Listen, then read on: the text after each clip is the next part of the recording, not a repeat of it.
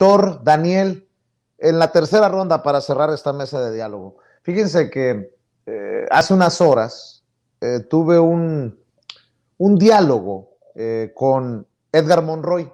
Edgar Monroy es periodista que formó parte del equipo de Olga Warnat para la investigación y el libro de Felipe el Oscuro.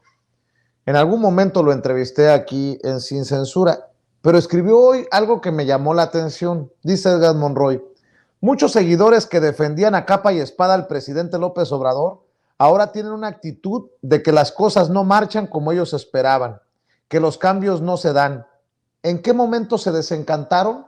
Pregunta. Y yo le contesté: muchos. ¿Cuántos son muchos? Edgar Monroy. Pregunto porque es importante contrastarlo con los más de 30 millones del 2018.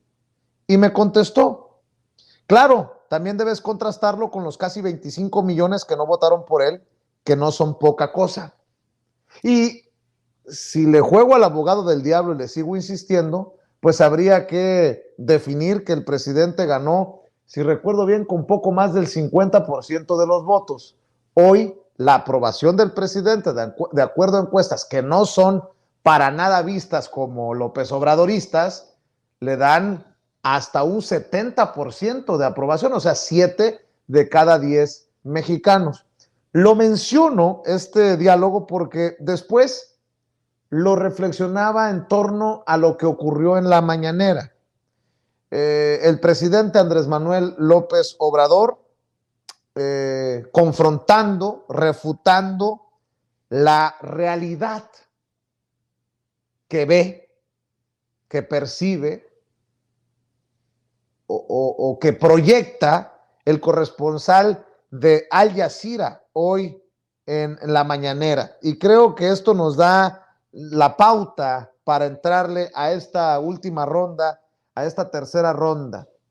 De hecho, el presidente hasta recomienda a los reporteros internacionales que entrevisten a Carlos Loret de Mola, que le pagan muy bien, tiene un departamento en el edificio más lujoso de México, si esa es la realidad que quieren ver en torno a un presidente que es visto por unos como represor y por otros como un innovador, un hombre que nos pone a disposición de aquellos que no tenemos intereses que defender de transnacionales o esos intereses oscuros o secretos inconfesables que nos guían el quehacer de la información. No sé qué piensas tú, Daniel Marmolejo, porque creo que hay mucho que reflexionar sobre esto que dice el presidente. No hay impunidad y si tú piensas diferente, demuéstramelo. Tráeme pruebas, le dice al corresponsal de Al Jazeera. Y bueno, algunos periodistas mexicanos hasta se burlan. Digo yo, qué interesante este juego de quién dice la verdad. Yo sostengo desde esta trinchera humilde llamada Sin Censura, que ustedes hacen también más rica, Daniel Marmolejo, doctor Ángel Valderas Puga, que no nos crean ni a nosotros a ojos cerrados. ¿Cómo ves, Daniel? Pues es un tema muy importante, porque yo no vi a este periodista y no he visto a periodistas confrontar al gobierno de Israel, como por ejemplo el asesinato de la periodista palestina Shirin Abu Akleh el 11 de mayo de un disparo en la cabeza, cuando veía pues las tropelías del ejército de Israel en estos espacios de sometimiento a los palestinos, y que fue ejecutada por un disparo en la cabeza presuntamente por un soldado israelí.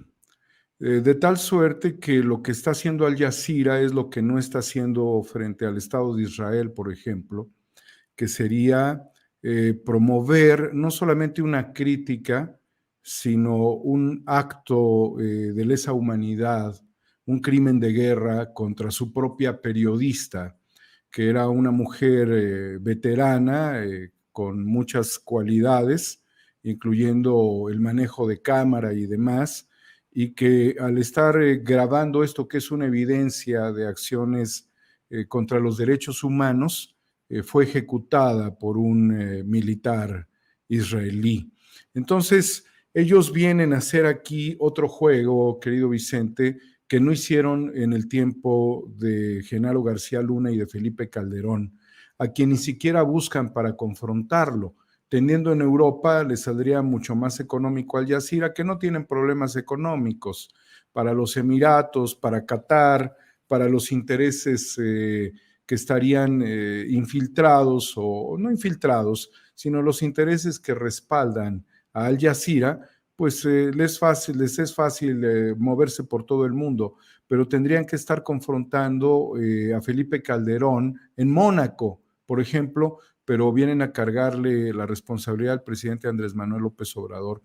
En ese sentido, Vicente, los crímenes a periodistas lamentablemente han crecido en México, pero esto también tiene que ver con situaciones que refieren los marcos de los estados de la República en donde puede haber más violencia contra periodistas. No creo que el gobierno esté desacatando su responsabilidad, hay muchísimo más por hacer y hay una gran preocupación y lo sé de primera mano ante las comunicaciones que he sostenido y el acercamiento con este programa de protección a periodistas y defensores de derechos humanos. Conozco a otros personajes que están protegidos por el mecanismo y conozco a otros que pues han simulado y se la viven simulando y que también el mecanismo los protege. Con esto queda claro que no todos los que lo necesitan acceden al mecanismo, algunos por voluntad propia y otros que ni lo merecen lo tienen. Entonces, es parte de una estrategia golpista internacional de desestabilización. No les funcionó una revolución de color en México, porque nosotros advertimos el escenario de la guerra híbrida desde 2019 y lo veíamos llegar.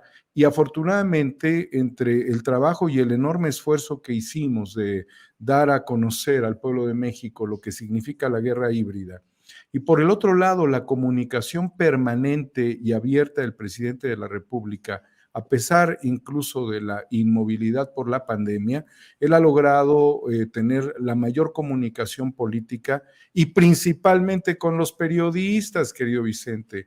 Así es que si hay una preocupación por los periodistas es la del presidente, porque todos los días convive con los periodistas y ha ido quien ha querido, pero ahí no se ha parado Loret, ahí no se ha parado Joaquín, ahí no se ha parado Aristegui, ¿sí? Ahí han mandado a sus empleados, y hay otros, porque también lo debo de decir, que van a las mañaneras nada más a ocupar la silla para decir aquí estamos, pero que están totalmente impedidos de participar muchos periodistas y de abrir la boca, incluyendo a Televisa. Entonces, el que agarren a un personaje desconocido de Al Jazeera, de una cadena con profundos intereses económicos, para venir a presentarse aquí y defender a los periodistas, luego de tener reuniones con la USAID o USAID, y de ver a estos grupos golpistas que nosotros conocemos, y hay muchos que están en ese programa de la USAID, pues es parte también de una estrategia internacional. Ya no lo llamaría golpista, querido Vicente, no lo llamaría golpista. Creo que las investigaciones son carpetas abiertas.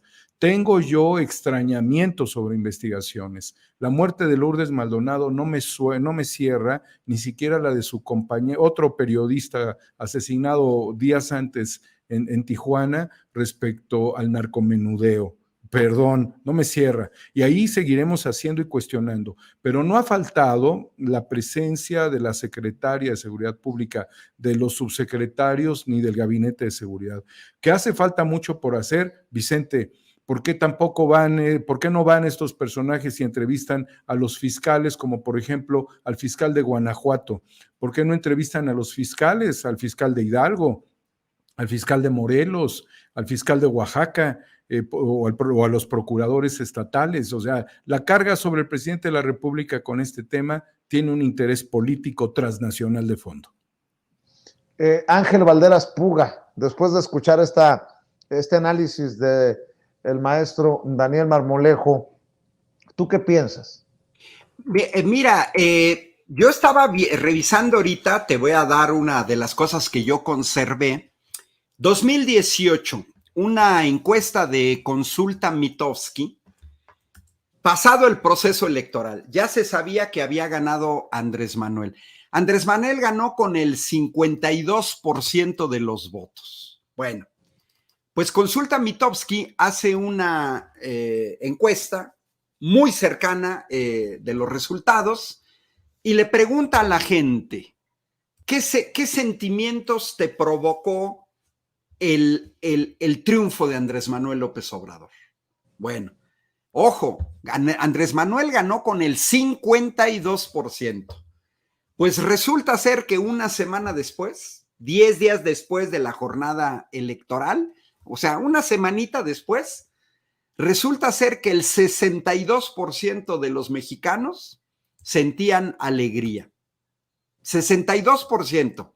62.7% felicidad. 60% satisfacción. Casi 58% seguridad. 60% tranquilidad, 60% confianza. Ojo, 10 días después de la jornada electoral. ¿Qué quiere decir? Quiere decir que la gente que votó por Andrés Manuel, un 10% adicional, entre 8 y 10%, les habría gustado votar por él, porque todavía ni siquiera tomaba posesión, no había política de gobierno, ni nada. Hoy en día vemos efectivamente lo que dice Daniel. A mí me parece increíble que vengan desde tan lejos a cuestionar a nuestro presidente, cuando de acuerdo no a una medición, sino a toda una serie de mediciones, Morning Consult, pues nuestro presidente aparece con una aprobación del 66%. Ganó con el 52%. Hay un 14% de la población adicional que reconoce el trabajo del presidente.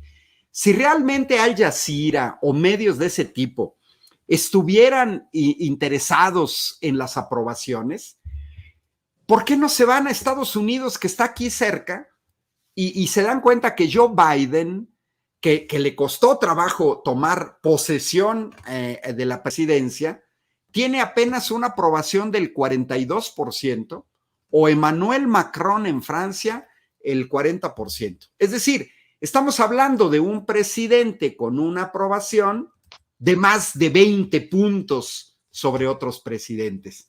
Ahora, mira, sí hay un efecto, es natural que el poder desgasta, pero también hay que ver en otros presidentes con qué porcentaje son elegidos. Oye, ahorita en 2022, Emmanuel Macron, en la primera vuelta, que es la que cuenta de ver cuánta gente realmente te quiere, porque en la segunda vuelta o era él o era Marine Le Pen, pero Emmanuel Macron obtuvo el 28% de los votos. 28%, una aprobación muy, muy baja. Bueno, pero sí hay un elemento que hay que tomar en cuenta y que no hay que engañarse. Esa encuesta de Mitofsky que yo conservé de julio de 2018 preguntaba las expectativas. ¿En cuánto tiempo deberán observarse los cambios? Y bueno, el 60% de la población decía en menos de un año. Ya el 80% de la población entre 1 y 2 años. Un 7% adicional decía entre 2 y 3 años y un 6% pues más de 3 años. ¿Qué quiere decir? Bueno, pues quiere decir que efectivamente el cochinero que dejaron 30 años de neoliberalismo, 6 sexenios, 36 años de neoliberalismo, no se puede, nadie podría arreglarlo en 3 años.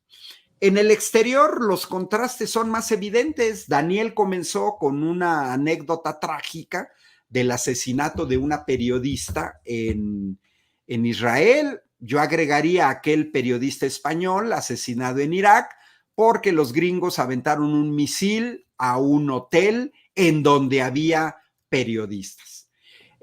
Yo creo que se trata de imponer narrativas antigubernamentales. Creo que aquí también está detrás la oposición chafa de México, que tienen que ir a pedir como buenos traidores a la patria, que tienen que ir a pedir apoyo al exterior por una razón muy sencilla, porque solitos no pueden. Y entonces, como solitos no pueden, pues que escriba The New York Times, Wall Street Journal, que entre el Parlamento Europeo, ahora que venga Al Jazeera, con todos los problemas que hay en Medio Oriente, con la guerra en Siria, con los problemas energéticos en los que está también inmiscuido Medio Oriente, con la bola de dictaduras que hay en el Medio Oriente, comenzando por Arabia Saudita, pero que tampoco me vengan a decir que Qatar es un país democrático. Por ahí circula en las redes un video de un parlamentario español en donde recuerda ya toda la lista de países en Medio Oriente que se manejan de manera dictatorial. Creo que si estuvieran preocupados realmente por eso, Al Jazeera, que está allá en Medio Oriente, pues deberían de poner más atención allá.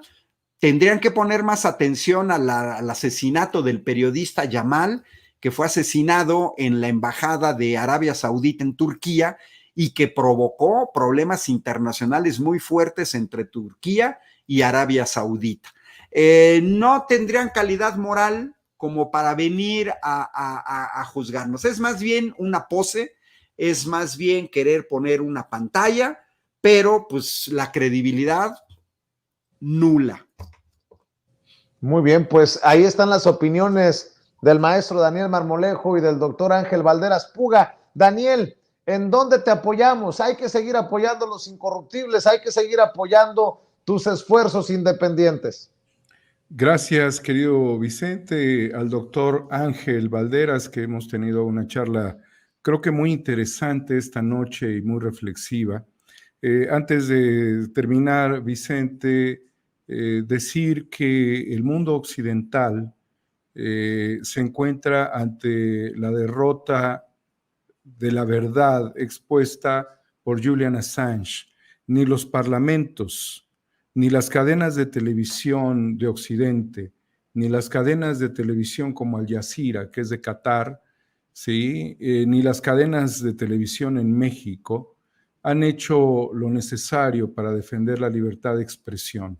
Si quisiéramos encontrar un motivo esencial de la lucha de las fuerzas del mal contra el periodismo, la figura es Julian Assange. Agradezco esta mesa, querido Vicente, 4A República, Cuarta República en YouTube, Homo Ex Novo en Twitter. Muchísimas gracias al doctor y a ti como siempre, Vicente. Muchas gracias. Gracias, Daniel Marmolejo, por tu generosidad. Maestro, doctor Ángel Balderas Puga, ¿en dónde te buscan a ti? ¿En dónde te apoyamos?